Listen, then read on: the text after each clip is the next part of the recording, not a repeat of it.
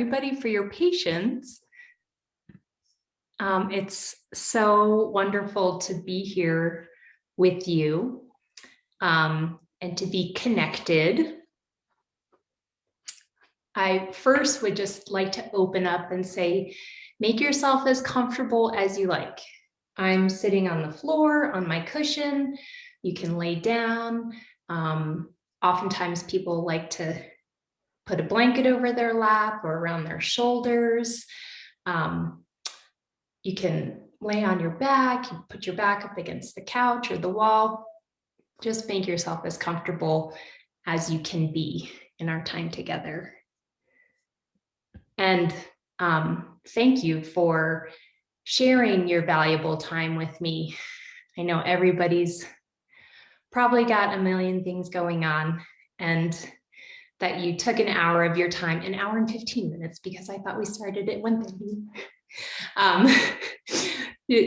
To share your time with me means a great deal to me. So thank you so much. What I'd like to do today is share my journey of mindfulness meditation, how I came to the practice, how my practice has developed over the years. I'll share some of my challenges and obstacles that I've experienced in practicing, tell you how the practice has served me, and then I'd like us to practice together. At the end, we'll have some time for questions and answers, but I'd also would like our time to be just a rolling conversation. So if something pops up while I'm talking and before we're practicing, please unmute yourself, and you're welcome to pose the question at that point in time. I'm just going to get my timer started so I don't take us any further over. Okay.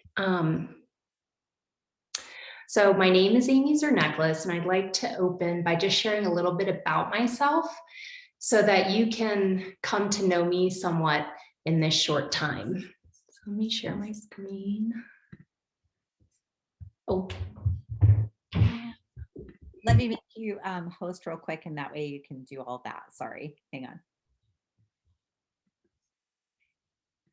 You might hear my puppy running around upstairs.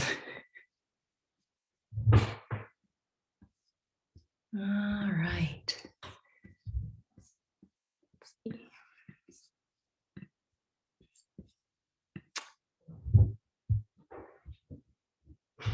Okay, so here we are.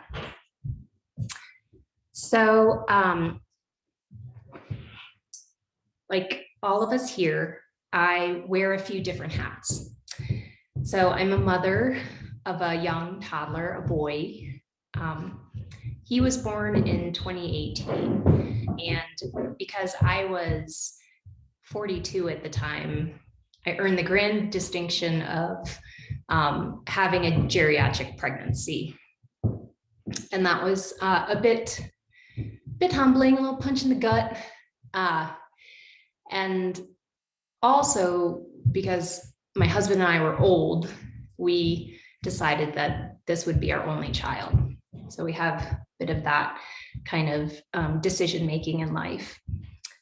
I have a full-time corporate position, and I'm also the co-founder of a nonprofit that just celebrated its 5th birthday. I am a wife, and I'm also taking on this emerging role as a caretaker in some aspects, as my husband's injuries from the Army, while pretty manageable in his younger years, they're becoming more challenging as we're getting older. And there's some new neurological symptoms that are developing, and they're not diagnosed yet. So we've been on our own roller coaster of specialists, emergency room visits, medications, no medications, being passed around the VA, exploring treatment outside of the VA. all this time, his kind of general function in the last 2 years has been diminishing. So we're kind of going on this roller coaster, and he's in pain quite a bit, and I'm observing his kind of quality of life becoming less than it used to be when we first met. So he's got a few hours a day where he can generally lean in and be my partner in life. So I've spent the last kind of 2 years getting my own bearings around the new load of family responsibilities when he's not able to help out. Spent 2 years on becoming an expert on the VA. I've been and spending the last 2 years navigating kind of really all the beautiful and the ugly emotions and mental states that come along with unforeseen difficulties. And I finally have a newer hat of introducing those that are curious to mindfulness meditation. It's helped me enough in my life that kind of had the seed of, well, maybe other people want to hear about it. I can introduce them and they can see for themselves. So I'd like to just get a quick gauge on how many of you have tried meditation before, you may currently practice, or if you're brand new and you can just kind of wave if any of that. Brand new. Okay. All right.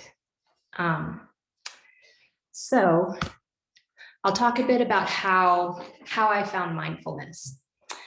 It was, the year was 2009. I won't do the quick math. Brain's not there right in the math brain right now.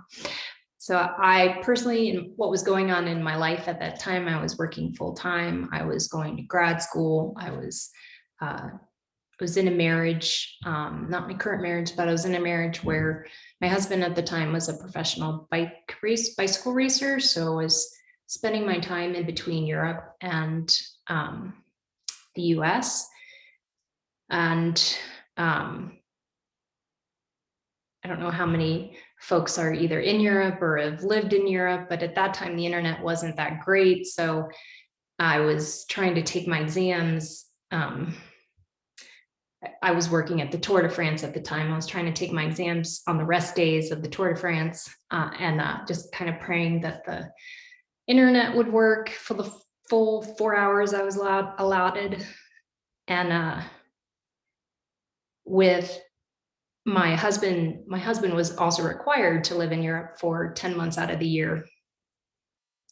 So we were just kind of ships passing in the night, and I was mentally and emotionally at that time what my max of capacity was. And I felt overwhelmed and I felt stressed. So I came back to the States. At the time was living in Colorado Springs. So I was up in Denver, just walking down the street, and I passed a yoga studio and I saw a flyer that was an introduction to meditation, and it was an 8-week course. And I have a personality that I'm kind of drawn to quieter spaces. If you put me on, I guess, the introvert and extrovert spectrum, I'm a bit more introverted than I am extroverted. So I like quiet. And I felt like I needed to create some space in my mind, because my mind was so busy and I was just feeling so overwhelmed. And I thought, I'll give it a shot. It was every Tuesday night. So we got introduced to different techniques of meditation, different schools of Eastern thought and different philosophies. But the most useful part of that experience was that by the end of the 8th week, we had built this habit of sitting for 60 minutes. And it's probably, as you're going through this particular 12-week challenge. And if you've started other challenges or other kind of programs or trainings in the past, it's building a habit is probably, and a new habit at that, is probably one of the most difficult things to do. So by the 8th week, we sat for 60 minutes. And in that time, I saw the benefits of sitting quietly so deeply that it propelled me to continue to do it and to continue to sit. It hasn't been a linear thing. It's more like, when you give your kids crayons and they scrabble and scribble and scrabble. That's kind of what my journey has looked like. But I just keep going and keep going, even if it's looks like my son took a crayon to our walls, which he likes to do. So what I also gained through that was a breakthrough, really, of being able to separate myself from my thoughts, and being solid that there can be an independent relationship between what my brain produces naturally, which are thoughts, and myself. And essentially learning that I didn't have to believe what my brain produced. That was one of my aha moments of mindfulness, is just learning that I didn't have to believe what I was thinking. That was powerful for me at the time, and it continues. It's a continual reminder of, oh, there's my brain, it's thinking again, but I don't have to jump in. I don't have to jump on that train. I don't have to go with that roller coaster. I can stand back and just observe it. So since 2009, I've continued to turn to mindfulness through my own personal setbacks. I turned to mindfulness through my divorce. I turned to mindfulness through a job loss. Those two life events happened within 90 days of one another. And then I turned to mindfulness when I had to uproot myself from my community in Colorado Springs. I was there for 14 years and had very strong friendships and strong relationships, and had to uproot myself from my community. And those three events, my divorce, losing my job, uprooting myself from my community, that all happened within 6 months of each other. So it was kind of a heavy lift during that time. And now in these times, I turn to mindfulness as one of the tools in my toolkit. It's not my only tool, but it is one of the tools that it resonates with me, and I've seen the benefits, so I go back to it, similar to exercise. But I turn to it now as my husband and I are kind of on this path of his deteriorating health and trying to navigate all of that. And then we've got our lovely pandemic that our world is in. So I turn to mindfulness in this time too. Let's see. So I'll leave you with this image for right now, but I want to talk about how else mindfulness has served me. So I turn to mindfulness as a way of coming back to my center, coming back to myself. I don't know if this resonates with other people, but as you take on new roles in your life, your wife, your mother, you're a community member, you're a daughter. I don't want to leave the males out. So do I have males on the call? As we take on all these different roles. I'll speak for myself. I feel fragmented. So as I use it a way as to bring myself back, regain my sense of being here, being right here now. I turn to it to defrazzle, dial back, to feel lighter, to feel a release, to allow myself, which is probably one of my bigger challenges for myself, is to give myself permission. I turn to it to give myself permission to drop the baggage that I'm carrying, that load right in that moment. And if I notice that I'm headed into the red zone of anxiety, frustration, irritation, I use it to try and head myself off at the pass. Sometimes I make it right as I'm crossing the line in there, or I've stepped into the red zone, I'm fully in, and now I want to pull myself back a bit. I use it for that also. There.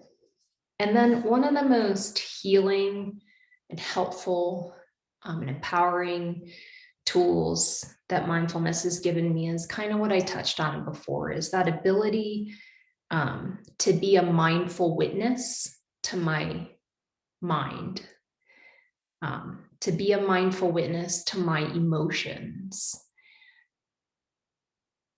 to be a mindful witness to my fears and how my fears manifest themselves into my thoughts, into my behaviors, into my emotions.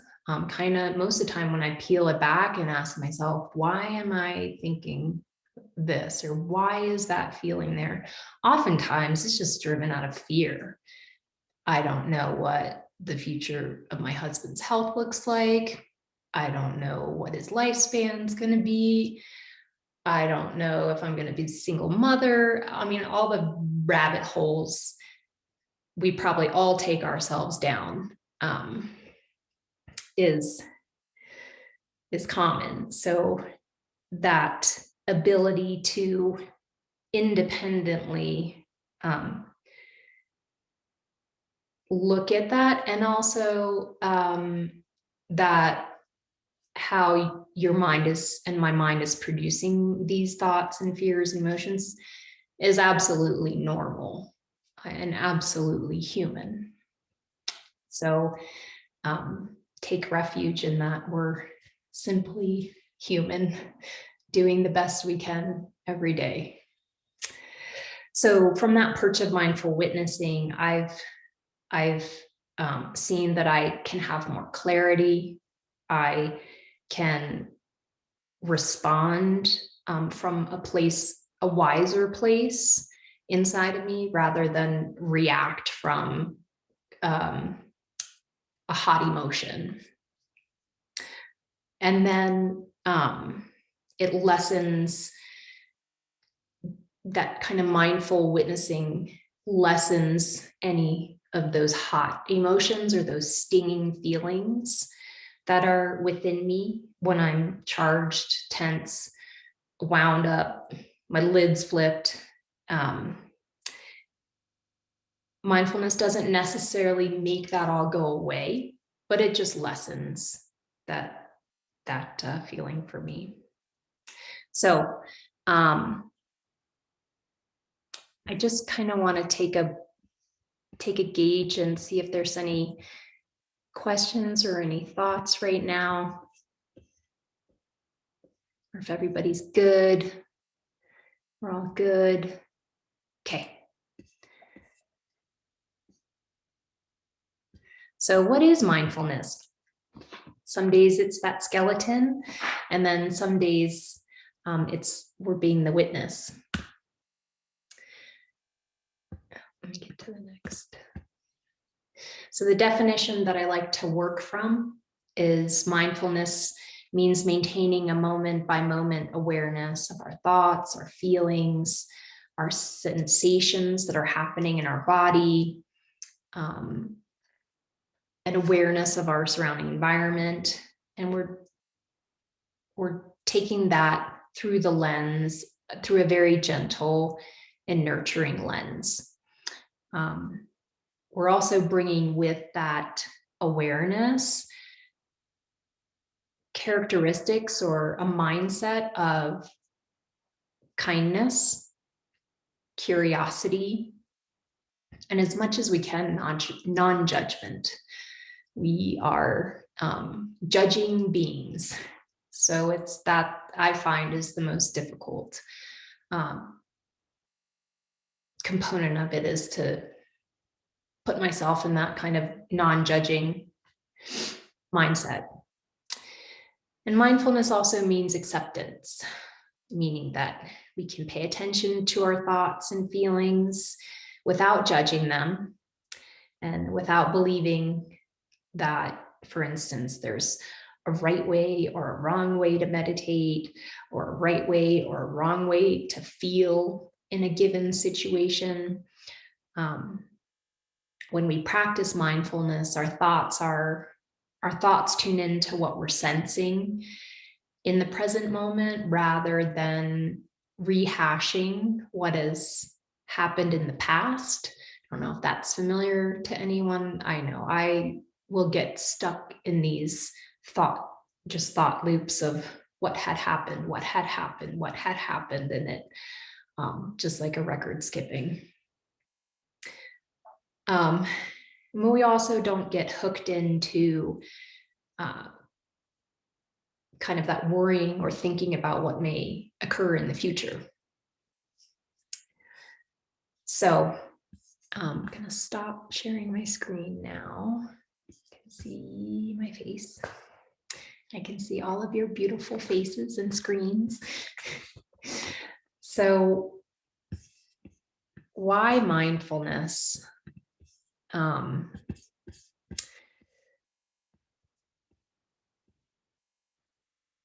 Mindfulness teaches us to slow down. As I've gotten older, the world hasn't seemed to slow down at all. It only seems to move faster. So mindfulness allows us to slow down and to live our moments right now, to be present with life and with our senses, what we're seeing, what we're hearing, what we're tasting, what we're smelling, what we're touching, and feeling what is going on inside the body. Neuroscience research has shown that the part of the brain that's responsible for all forms of sensing, including the interior of the body, grows with mindfulness training.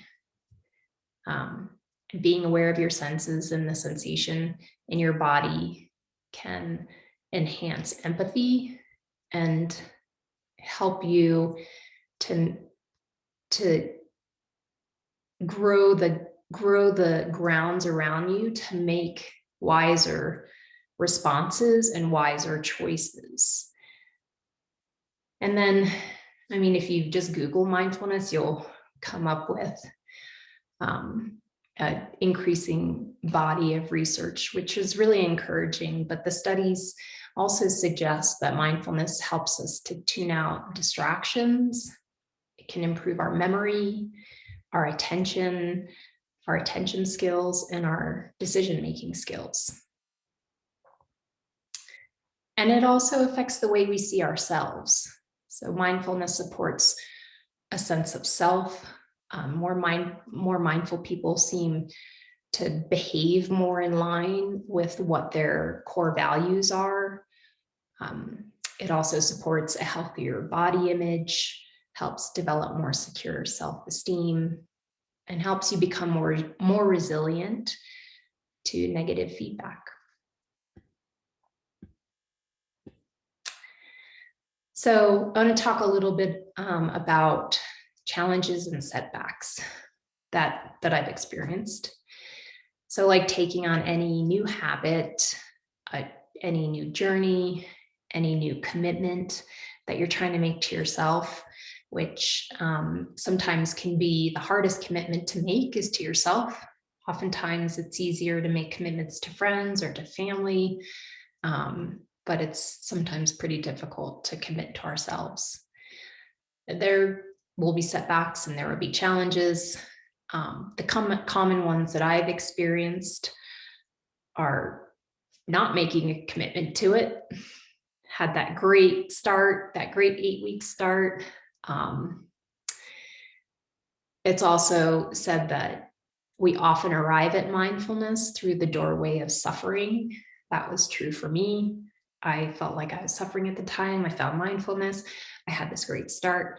I was suffering less in my life for a period. So then I kind of backed off. Maybe I'm not sitting every day. Maybe I'm sitting just a few times a week. And then that has its trade-off, because then I start to feel all inside. That's a technical term. And then I make my way back to mindfulness, feeling things are in a good ebb and flow. It back off a little bit. There I go again. So that's one of my setbacks, and a very common one. I've also experienced not finding creative ways to overcome what that mental block is. Formal sitting is one way of meditating. Walking is another way of meditating. I often use running or jogging. I turn that into a form of meditation. My husband, he finds his form through photography. So sometimes it just takes a bit of changing what that technique is to kind of reinvigorate the commitment and the practice and still get the benefit from it. I spent some years figuring out that I didn't have to judge my sit. Oh, is that a good sit? Did I meditate correctly?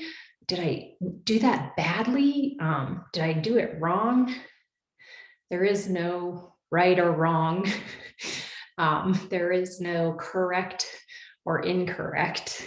There's coming to learn what are the conditions that work for you, that are better able to bring you into the present moment. Are you able to drop into yourself a bit more if you're sitting, or if you're lying down, or if you're walking? We just have to play with all those different things and learn for ourselves what it is. And over the years, that crayon, what I've found that mindfulness has given me in terms of being able to settle down faster, being able to let go a bit more easily. Maybe some things I can't fully let go, but I can let go a little bit easier than I did before. Those things outweigh. I've learned that I've gotten the reward of that and felt that from the inside out. And that's what enables me to continue on this path, even though it's not a straight path. That's what enables me to continue that. So I've used a lot of words up until this point. So I want to stop and pause and just see if there's any comments or questions, or if anything kind of resonates with anybody. If you're comfortable sharing, if not, totally fine. So I'm just going to give it a couple seconds to just. What advice would you give to someone that is new to mindfulness, and sometimes our mind is just overwhelmed. It feels like we're just drowning in our thoughts, and just to get them to just settle down so that we can enter that space that you talked about, what would be one of the first steps you would recommend for someone to do? So the sense of overwhelm and the racing thoughts, I think the first thing that I would say is that give yourself permission to set some time aside. And you may not feel that those thoughts may continue to race. I think they will slow down, but give yourself permission to just let all that be there for a minute. Just let it be. And you tell yourself, yes, my mind's racing. Yes, I'm overwhelmed. Yes, I'm stressed.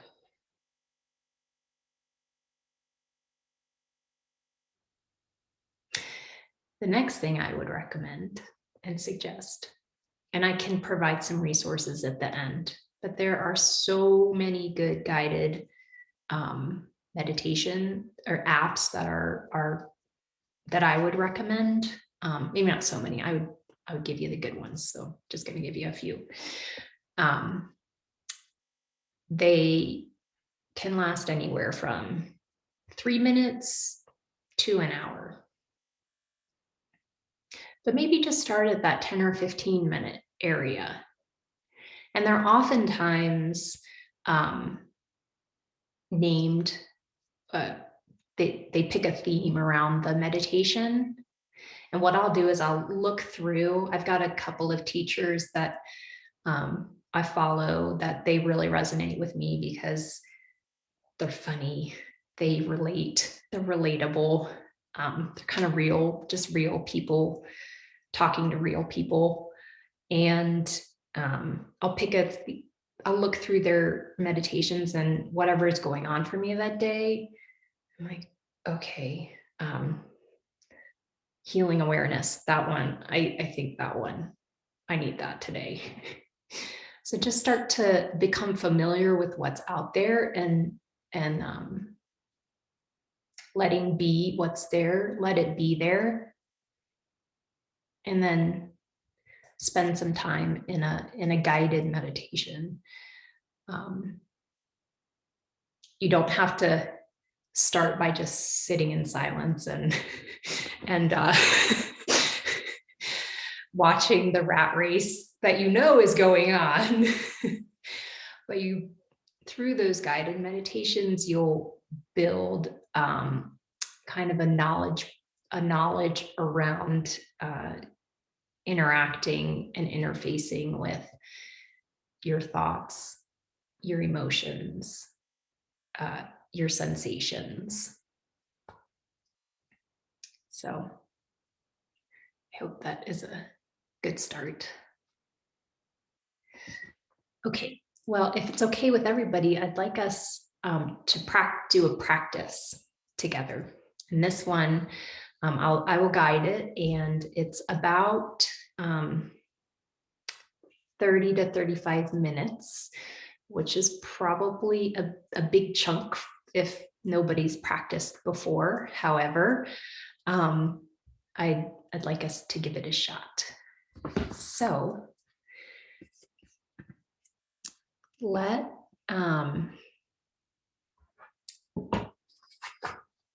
get situated. And you can keep your camera on, you can turn your camera off. I just want you to find a position that you're most comfortable in. It could be seated, it could be lying down, it can be standing. If you want to put your earbuds in and start walking, that's fine too.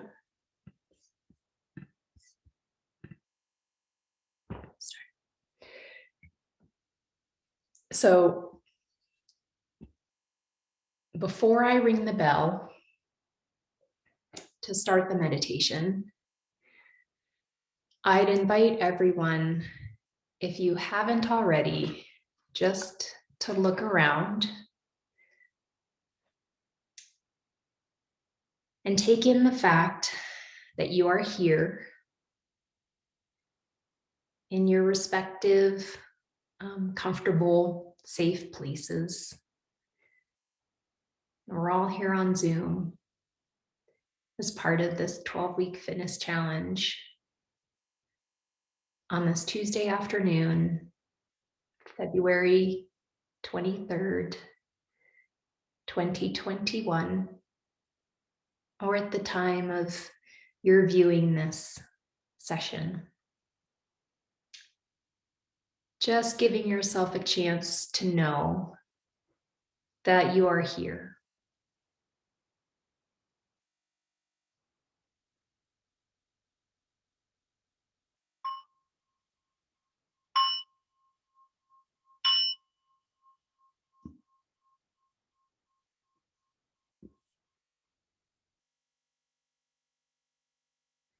And whether you are choosing to have your eyes opened or closed, either are fine.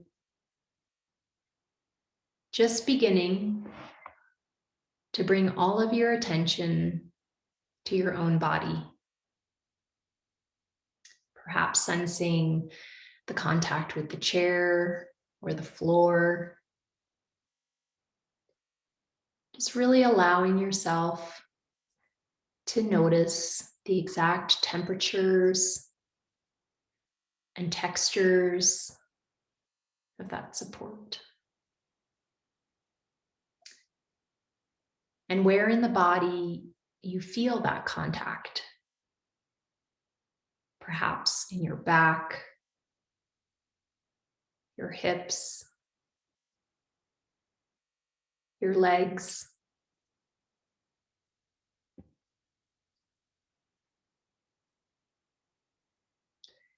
And as you bring your attention more and more to your own body, here in the chair, on the floor, on the couch, in your bed, here in the room, I'll invite you also to bring a sense of kindness and friendliness and gentleness to yourself, to your experiences. And we can often do this best by just letting ourselves be as we are. Nothing to change, nothing to fix, nothing to make bad or wrong about how we are experiencing our life right now. Just letting ourselves be, even as we settle more into our chair or on the floor.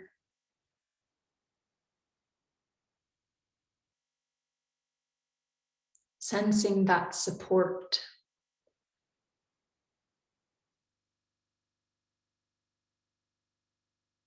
Sensing your own dignity. Sensing your own grace.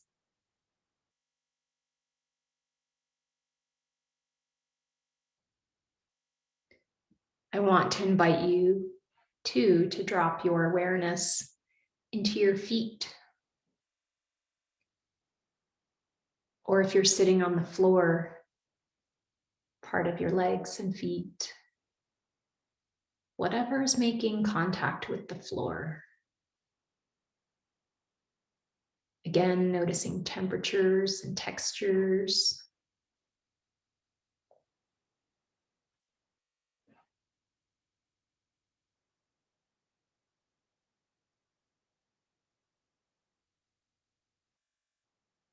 And if your mind moves away, and of course it will, it's what our minds do. Just gently bringing it back right now, sensing contact with the floor, noticing that even if your eyes are closed, you can tell if you have shoes on, you can tell if you have socks on, you can tell if you have the blanket under your legs or feet, or if you're making contact with the chair or floor directly.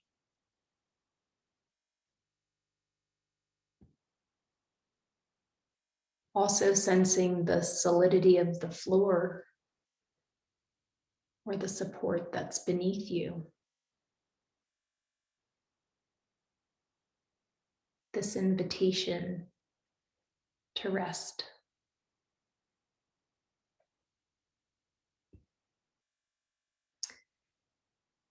So we're going to be doing a practice of arriving into many different domains of the present moment. Practicing moving our attention around in the present moment. So not leaving the moment, simply noticing different parts of it. And so right now I'll invite you to notice sounds. Sounds that are happening right now. Close in sounds, the distant sounds.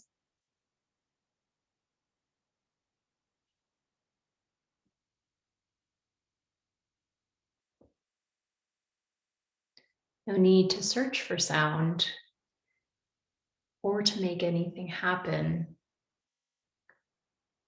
Just simply receiving the sound that's happening, arising, existing, sounds that are falling away.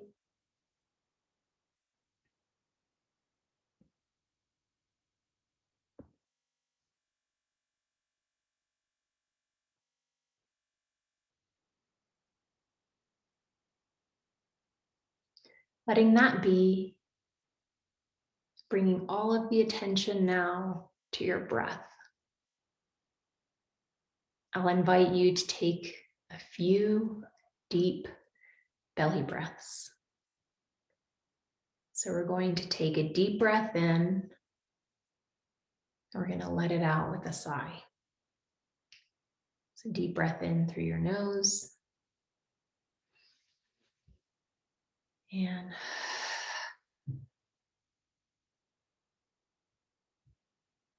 again.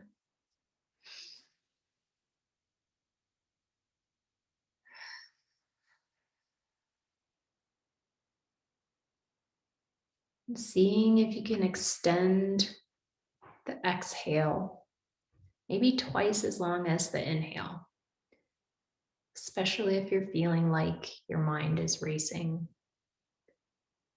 or if it's stressed.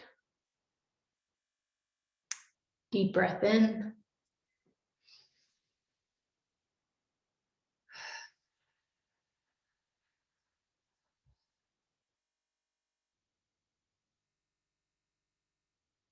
Letting the breath be easy and natural now. Knowing that you can come back to those deep belly breaths with either the external or the internal sigh. It's the great thing about Zoom.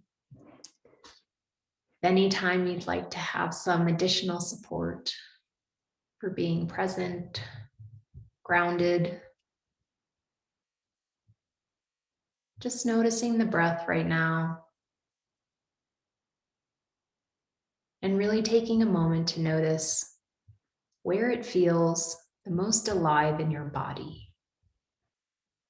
Perhaps in the nostrils, air flowing in and out, perhaps in the throat, rising and falling. perhaps in the chest, also rising and falling.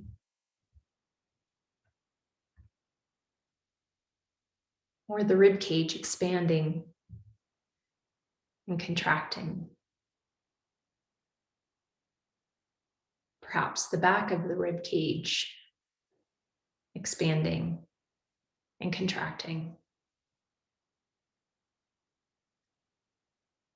Or the belly rising and falling. Perhaps for you, it's easiest to sense the entire wave of the breath up and down the whole torso. Choosing whatever seems the easiest location to sense the breath right now for the next 3 cycles. Just noticing how each breath is unique, just like a snowflake.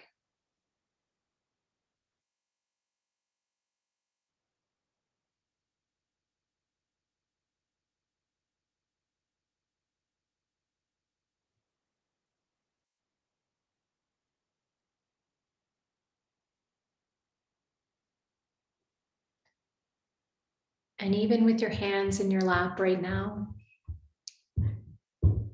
I'll invite you to, if you'd like, to join some movement with the breath, unfurling the hands on the in-breath and allowing them to close on the out-breath. Seeing if you can take the entire length of the in-breath for the unfurling and the entire length of the out-breath for the closing.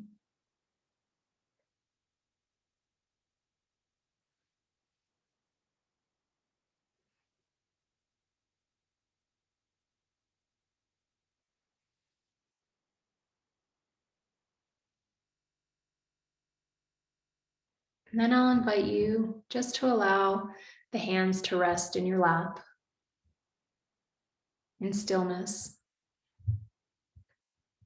knowing at any time that you are practicing with your breath during our meditation, if it helps you to hold steady, to open and close the hands like that. And right now, just sensing the life of the hands, even as they rest in stillness. Temperatures and textures of the hands. And making the effort to hold steady here. Perhaps noticing how the tingles or the pulses move around in the hands and change moment to moment.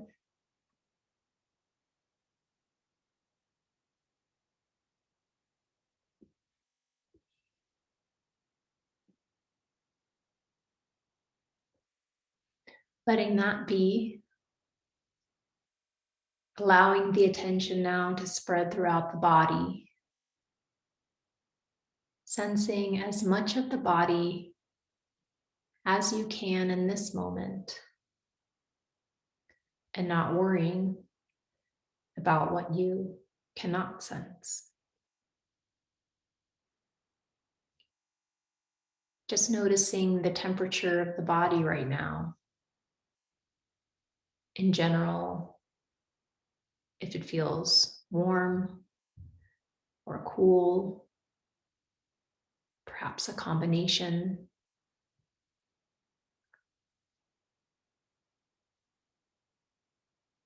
Noticing if the body feels energized or fatigued.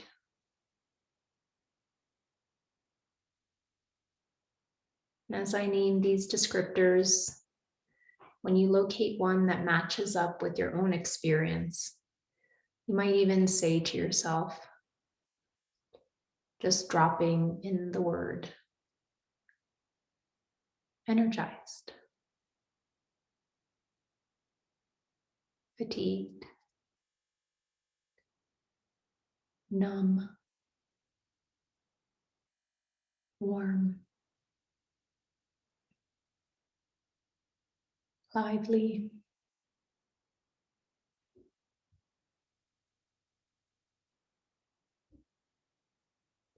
And then taking a moment to notice where you sense the life in your body flowing the most strongly right now.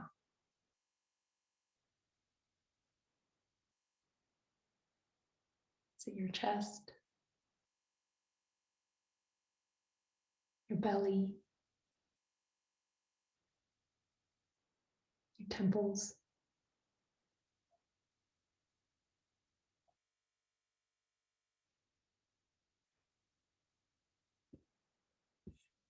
Not so much searching or evaluating, but just letting yourself sense it.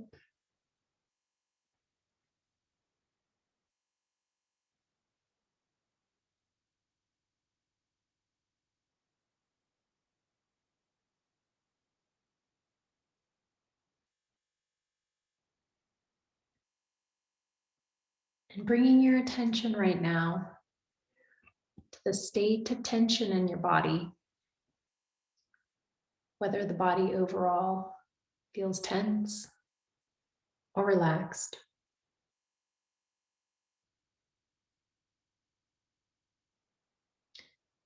Because most of us, if not all of us, will have some degree of discomfort or tension or tightness in the body. And I'll invite you right now to bring your attention to one of those places in the body, bringing along kindness or friendliness with your awareness, as if you were bringing yourself to stand near a dear friend who is having a tough day.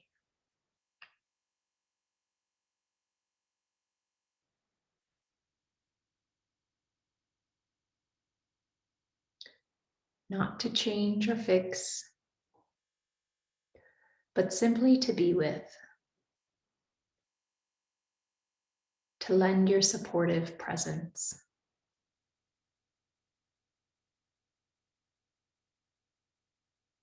Perhaps breathing into this location and especially noticing the out breath.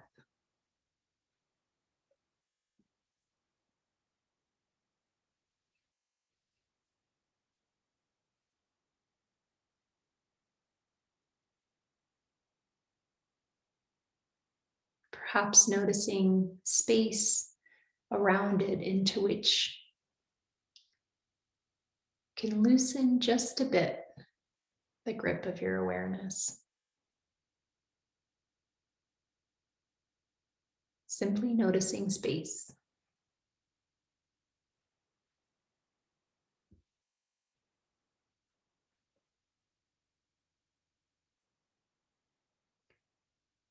Letting that be.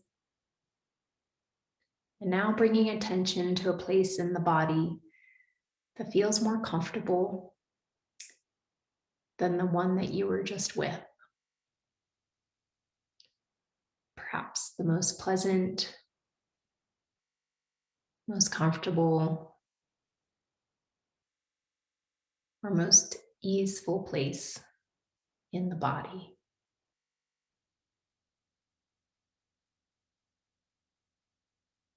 Might be a place we've visited already, like hands or feet.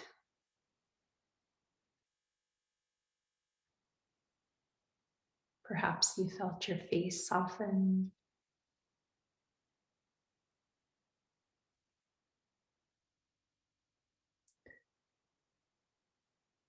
Could be some aspect of the breath, or it might be some location of the body completely of your own choosing.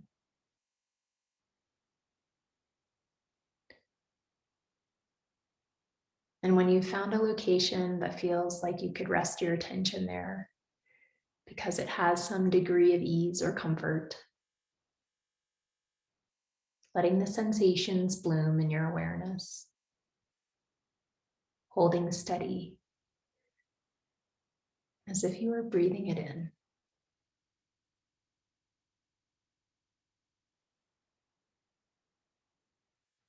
Just breathing in that ease, comfort.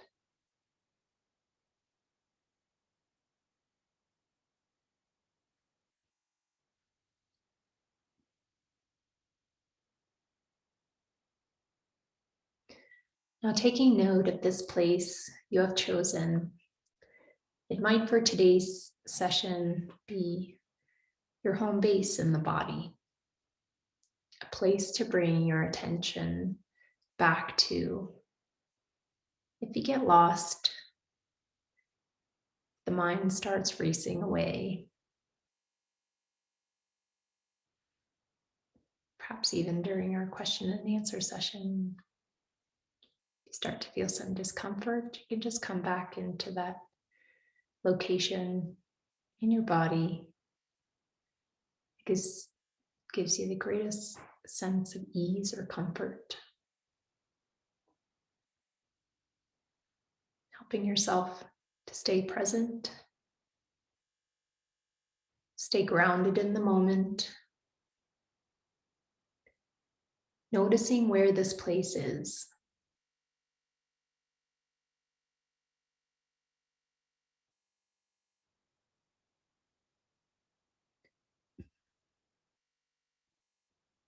And we're going to let that be.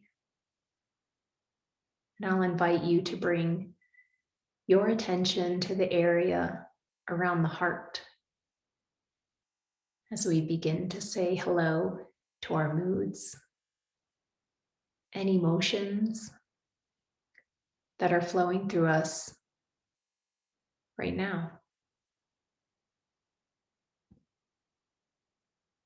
We often don't check in with our moods and emotions during the day. If we do, sometimes it's just a passing. I'm irritated. That was nice.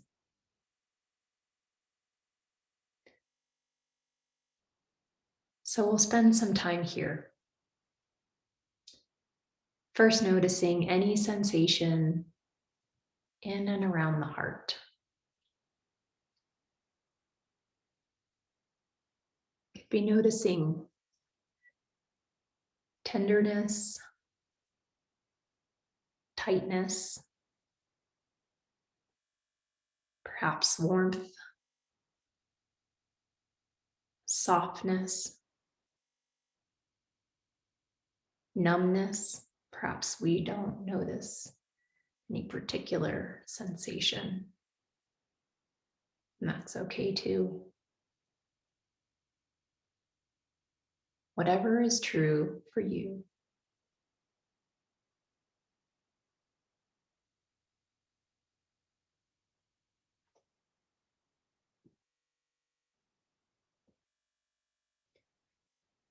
And because our heart often contains some vulnerable emotions, I'll invite you perhaps to place one or both hands over your heart. And if you've never tried this before, perhaps as an experiment to try, just to notice what it's like. Hand on the heart.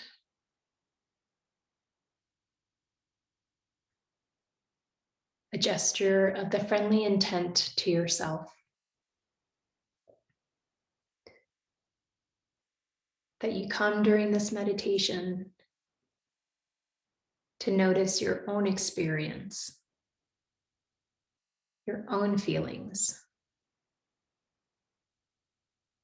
not to judge or to criticize,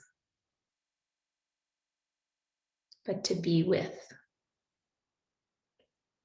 to recognize, to witness. Maybe even to honor what's flowing through you right now.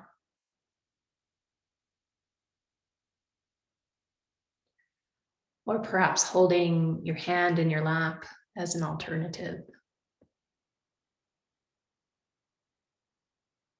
Just a sign that you really have your own back. Can even apply some tension here, one hand in the other.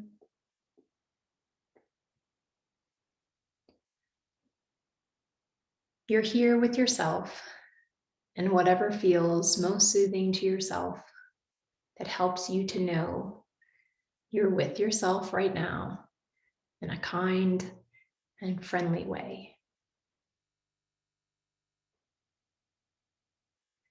And with that intent, we'll begin to ask ourselves how we feel. How is our mood? What are our emotions? Letting the question go beyond the mind and into the body and the heart.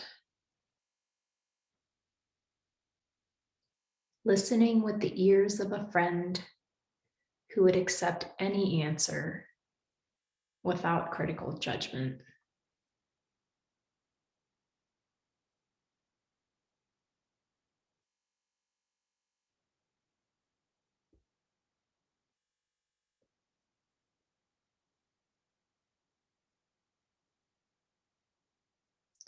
I'm going to name the 4 pure emotions.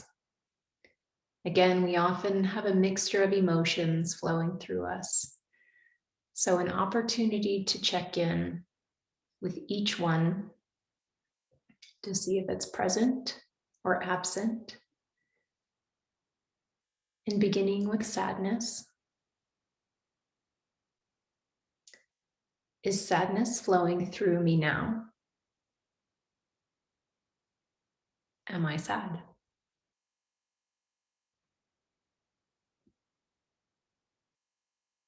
And whether present or absent, perhaps on a scale of 0 to 10,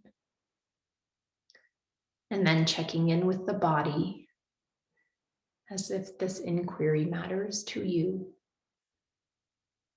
how you experience this emotion. Noticing where and how you sense it in the body.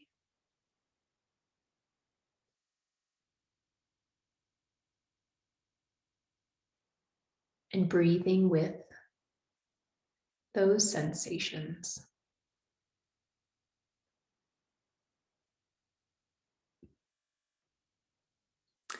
Letting that be.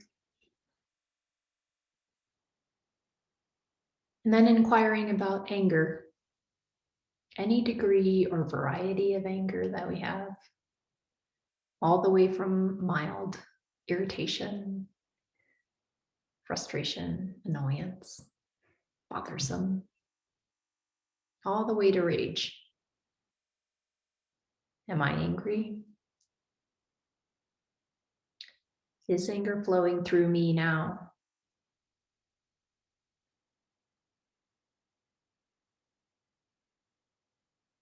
And once more noticing on a scale of 0 to 10, where and how you sense this in the body. Is it a warmth in the chest, tightness in the throat? The degree, the variety of anger. Feel free to name it to yourself.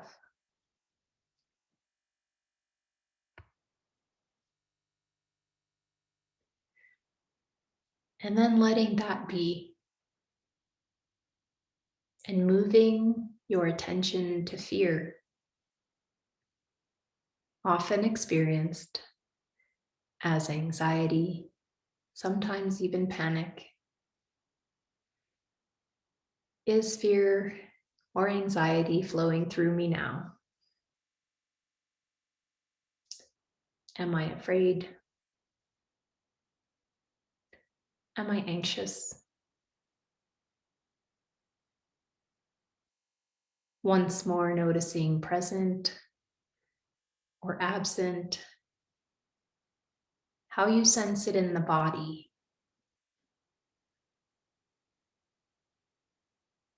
and the degree, 0 to 10.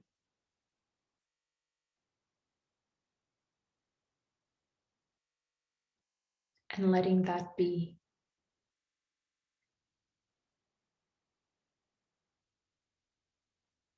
And bringing now the attention to contentment,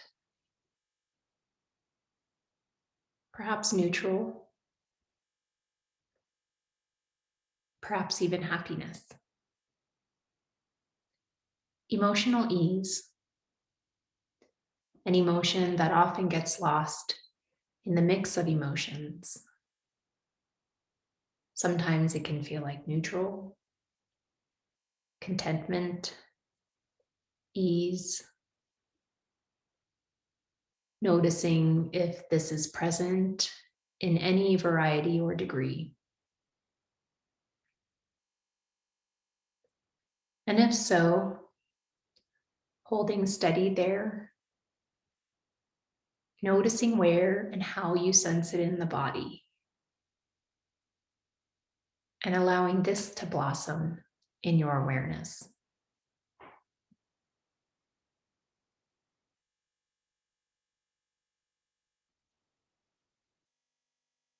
Once more, drinking it in, if it's present in any variety or degree in this moment right now. And if so, imagining that happiness, contentment, or ease as a large container that all the other emotions might float, having as much space as they might need to arise, exist, to diminish, pass away in their own time.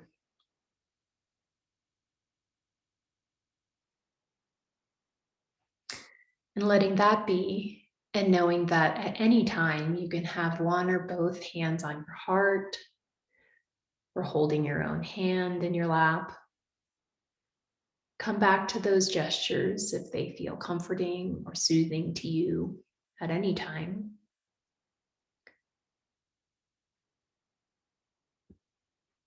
And bringing the attention now to the mind, where we've been spending a lot of effort noticing our experience, staying with it, naming it, noticing any pressure or tension in and around the mind, perhaps the brow or the temples. And if so, perhaps sensing some space around the head at the level of the temples. Just noticing the space all the way around, and also noticing that space up above the head into which you might soften your awareness.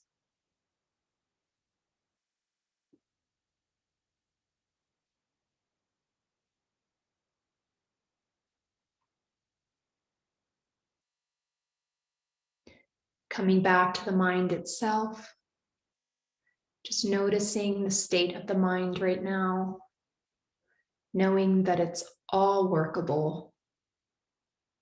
Our task is just to notice how things are and let them be. Whether the mind is active or quiet, perhaps even placing the speed of the thoughts on a speedometer from 0 to 100 miles an hour.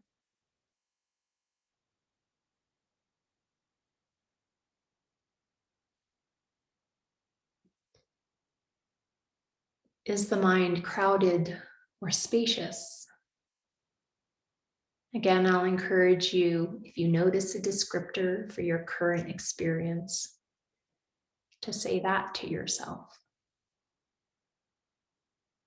Is the mind clear or foggy.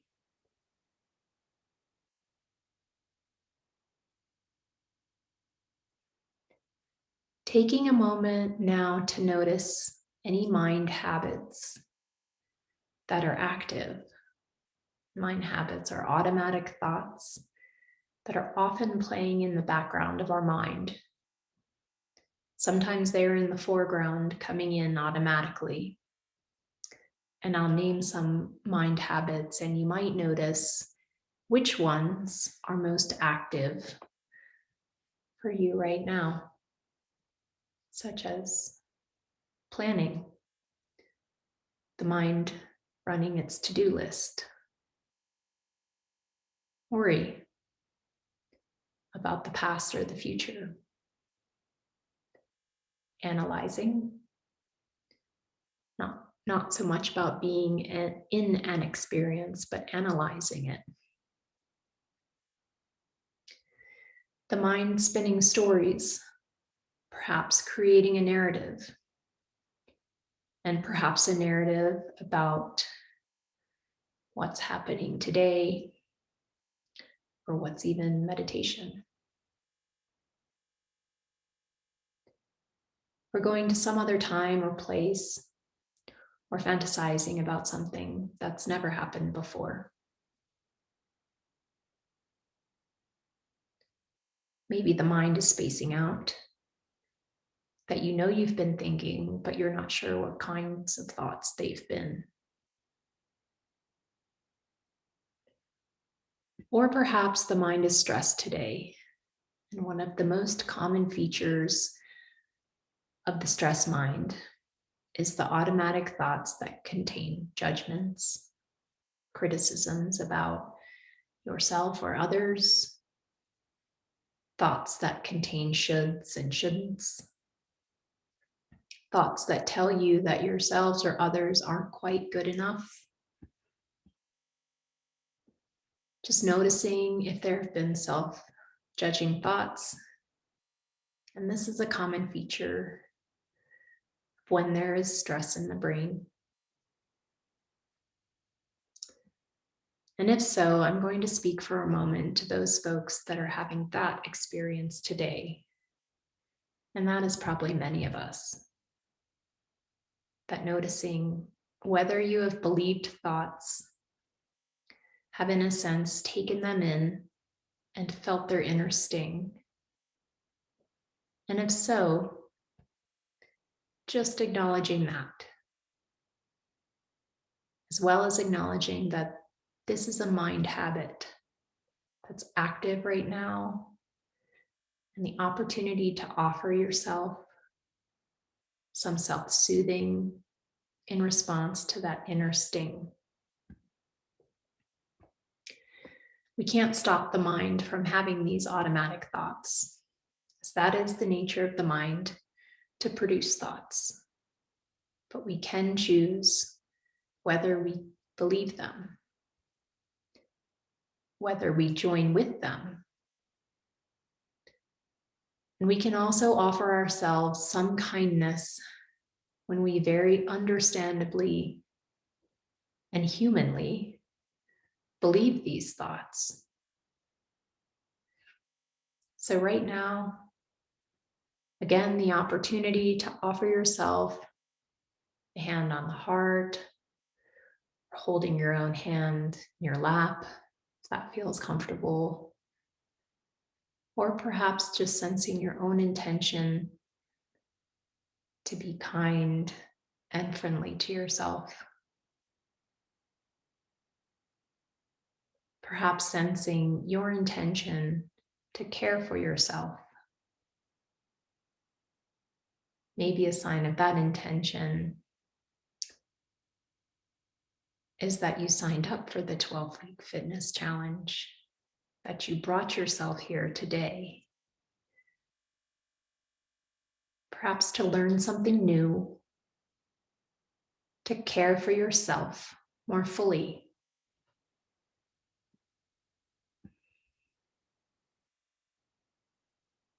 And if there are any words that might sound soothing to you right now, just perhaps offering them to yourself right now.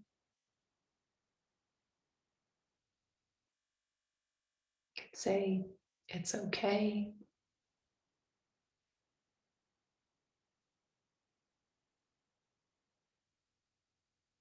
I care for this suffering. I'm okay.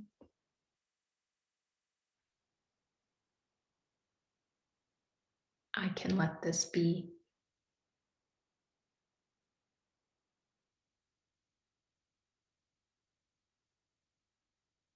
Any words of support that perhaps you might even offer to a friend, might experience with offering them to yourself.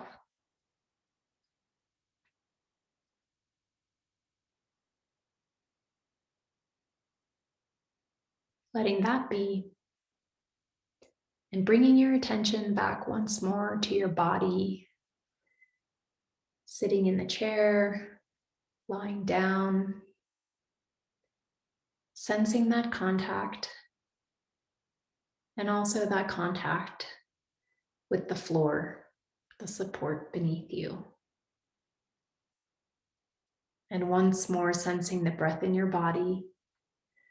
I'll invite you once more to take one of those deep belly breaths. Deep in through your nose.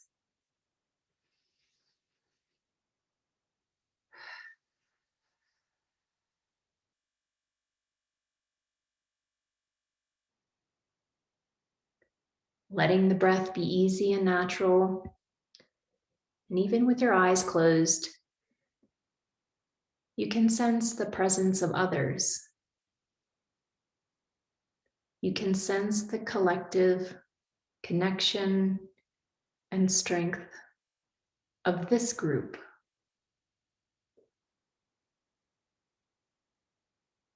And whether your eyes are open or closed, just taking a moment to notice what it's like to realize through your kinesthetic sense that you can sense the presence of others here, that you can sense my presence, the presence of others, their efforts and intentions. Each of us practicing for ourselves, but each of us also adding to the effort and intention in the room, and that we can lean into that support of the group whenever we'd like. Metaphorically, we can draw on that support in the room, bringing all of your attention back to your body now.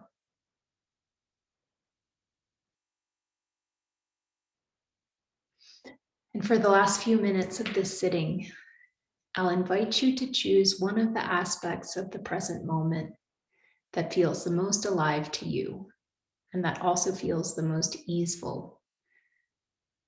So not the one that has the most challenging or distressing aspects, but the part that senses the most easeful.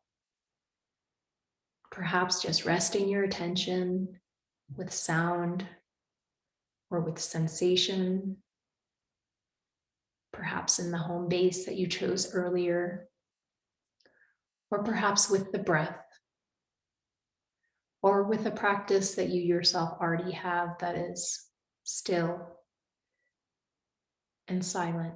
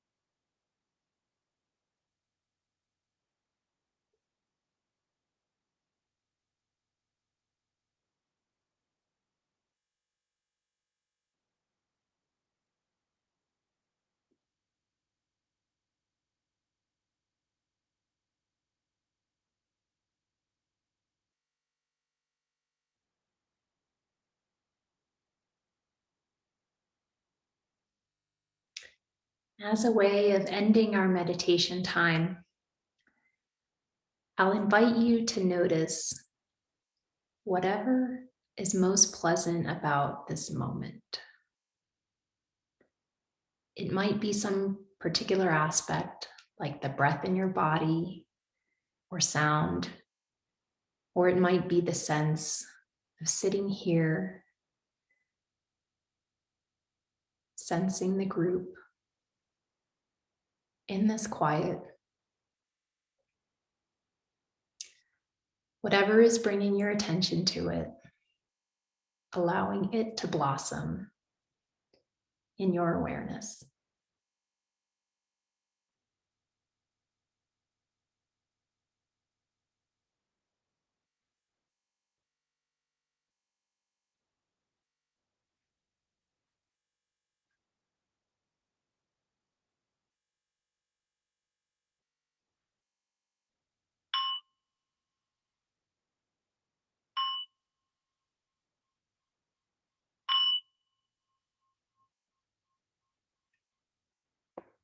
And as you're ready, you can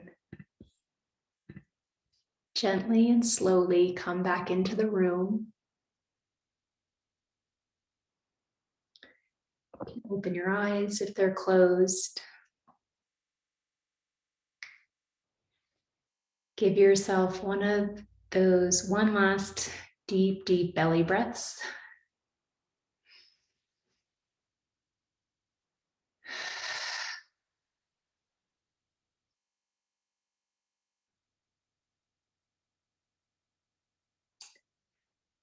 And if this was your first sitting meditation, I would like to congratulate you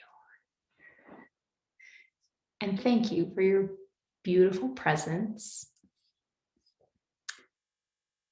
I'd like to do an open discussion if people are comfortable, they'd like to share anything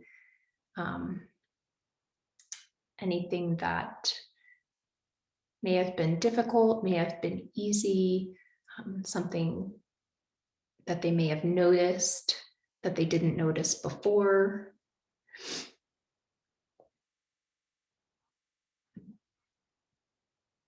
And if not, that is perfectly fine too.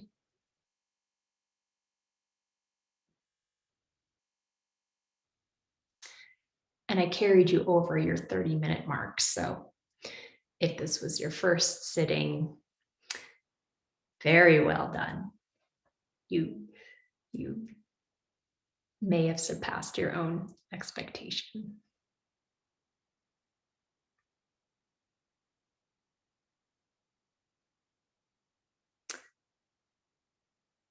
Okay. Well, if there are no questions, falling asleep is okay because it means we're tired.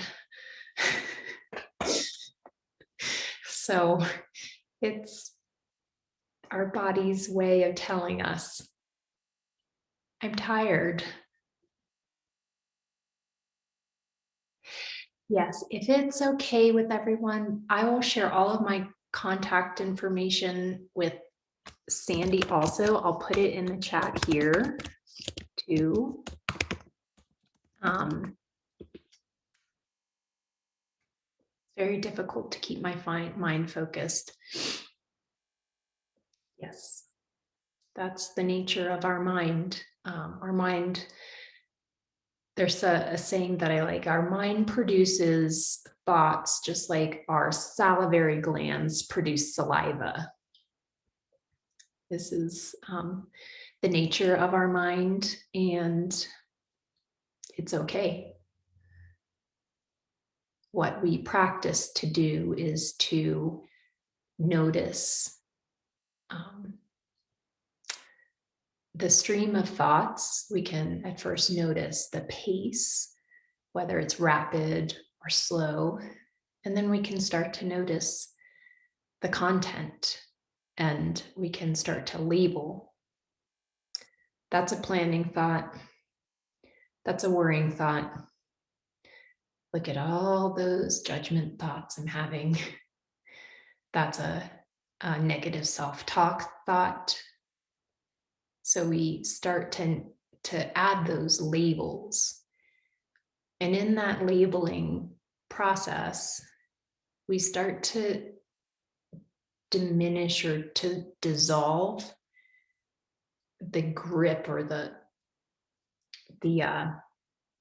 stickiness of it.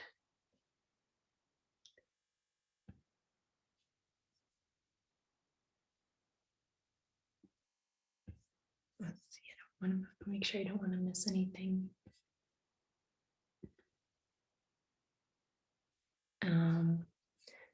And then my Facebook profile is just my name, Amy Zirneklis. I am building a website. It's not yet built, but I will give it.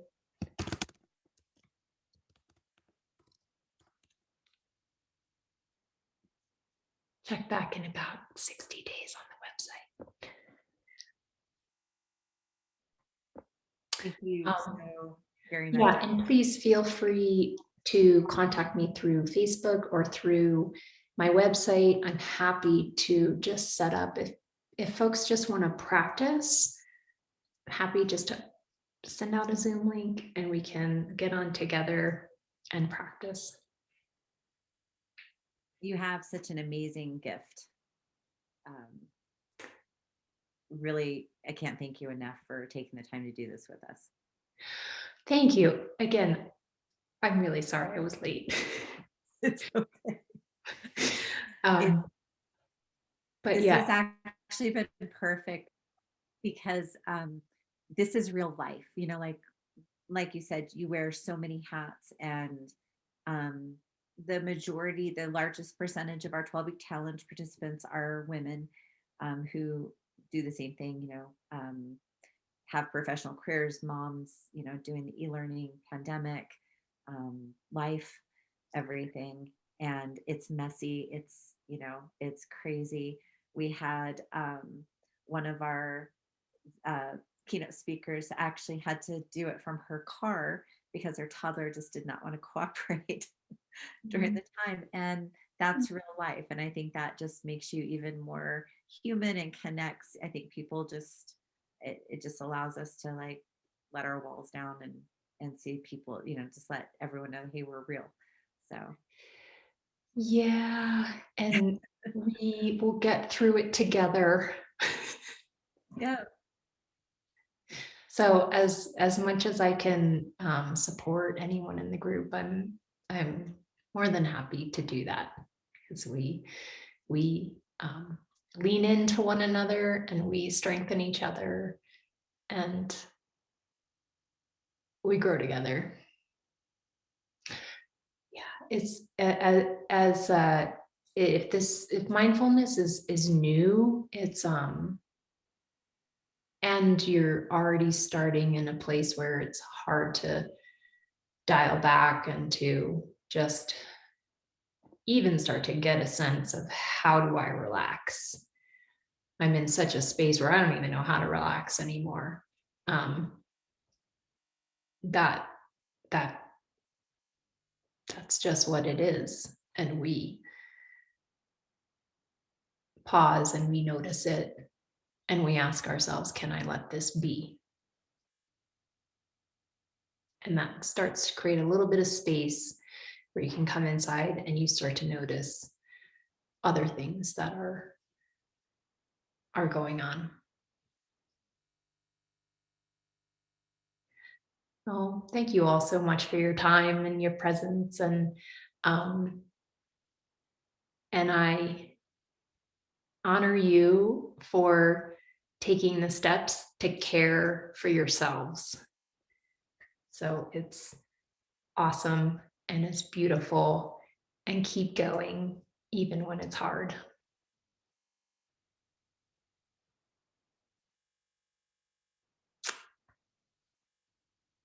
I think I got everybody. So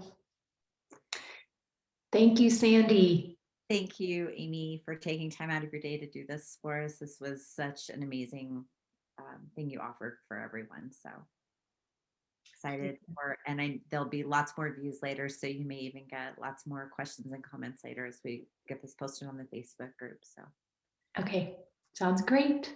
thank you so very much. All right, take care, everybody. And I hope to hear from everyone.